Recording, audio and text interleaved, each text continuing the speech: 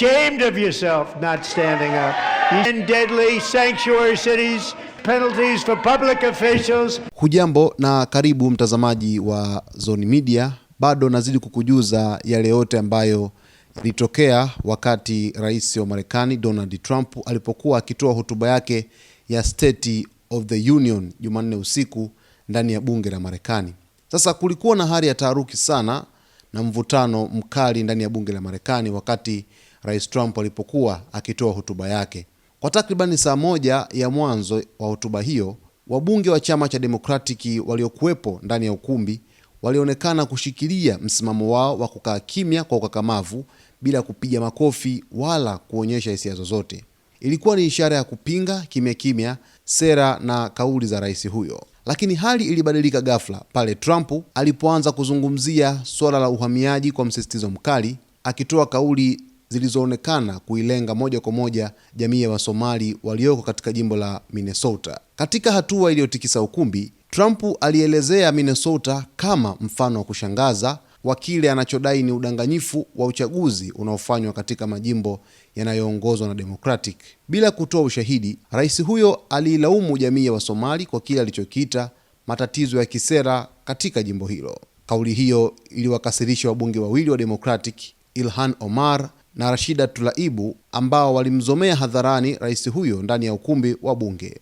Ilhan Omar, ambaye ni Mmarekani mwenye asili ya Kisomali na anawakilisha jimbo la Minnesota, alipaza sauti akimwambia Trump, "Mmeua wa Marekani." Alirudia kauli hiyo kwa mara kadhaa kabla ya kuongeza, "Unapaswa kuaibika." Maneno hayo yalikuwa yakirejelea sera za uhamiaji wa utawala wa Trump ambazo zimekuwa zikikosolewa vikali, hasa baada ya matukio ya vifo vya raia wawili wa Marekani huko Minnesota kufuatia operesheni za maafisa wa shirikisho wa uhamiaji mwezi uliopita.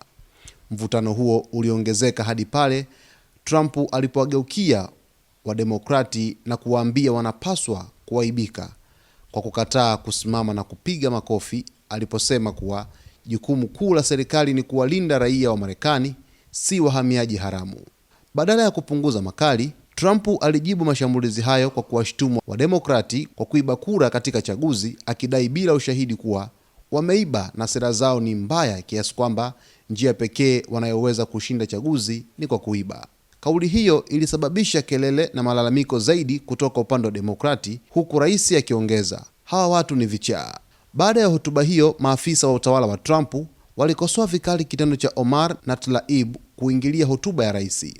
Waziri wa uchukuzi Sean Duffy alisema kuwa tabia yao ilikuwa ya kuvuruga sana na kwamba hata kama mtu hakubaliani na rais, bado anapaswa kumheshimu kwa kumsikiliza. Hata hivyo, mbunge wa Democratic na spika wa zamani wa bunge Nancy Pelosi alipunguza uzito wa tukio hilo akisema kelele hizo hazikuonekana sana ndani ya ukumbi na kwamba wabunge wengi walifuata mwongozo wa uongozi kama chama chao wa kuepuka maandamano ya wazi. Kabla ya hotuba hiyo, viongozi wa Demokrati walikuwa wameonya wabunge wao wasijibu au kuonyesha ishara za maandamano, wakihofia kurudiwa kwa matukio ya mwaka uliopita ambapo baadhi yao walitumia mabango kupinga hotuba ya rais.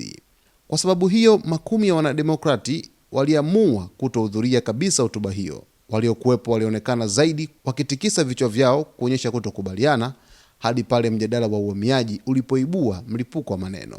Hotuba hiyo imeacha taifa likiwa limegawanyika zaidi, huku mjadala wa uhamiaji, usalama wa mipaka na madai ya udanganyifu wa uchaguzi ukiendelea kuwa chanzo kikubwa cha mvutano wa kisiasa nchini Marekani. Kitendo cha Ilhan Omar, ambaye ni Marekani mwenye asili ya Kisomali na akiwa anawakilisha jimbo la Minnesota, kupaza sauti kumwambia Trump kwamba mmeua wa Marekani, lakini pia kueleza kwamba unapaswa kuaibika, kimekosolewa vikali sana na wanadiplomasia mbalimbali duniani, wakiita ni utovu wa nidhamu wa Ilhan Omar kwa rais wa Marekani Donald Trump. Hata nyakati za hivi karibuni Ilhan Omar alikumbana na upinzani mkali ambapo alipokuwa akihutubia hadhara siku chache zilizopita, alikumbana na shambulizi baada ya kuweza kupuliziwa kimiminika usoni na mtu ambaye aliwekwa chini ya ulinzi, huku uchunguzi ukiendelea kufanyika dhidi ya tukio hilo. Kutokana na kauli zake na sera zake za kumpinga rais wa Marekani Donald Trump, amejikuta akiingia katika matatizo ambayo yamepelekea kuishi kwa wasiwasi katika maeneo mengi sana huko Minnesota nchini Marekani. Mtazamaji wetu, bado nitazidi kuweza kukunyumbulia vyote ambavyo viliweza kujiri wakati wa hotuba kubwa kabisa ya rais wa Marekani Donald Trump, hotuba ya State of the Union Jumanne usiku ndani ya bunge la Marekani. Cha msingi tu ni kuweza kuwa karibu naso wakati wote kwa kusubscribe, kulike, kucomment pamoja na kushare.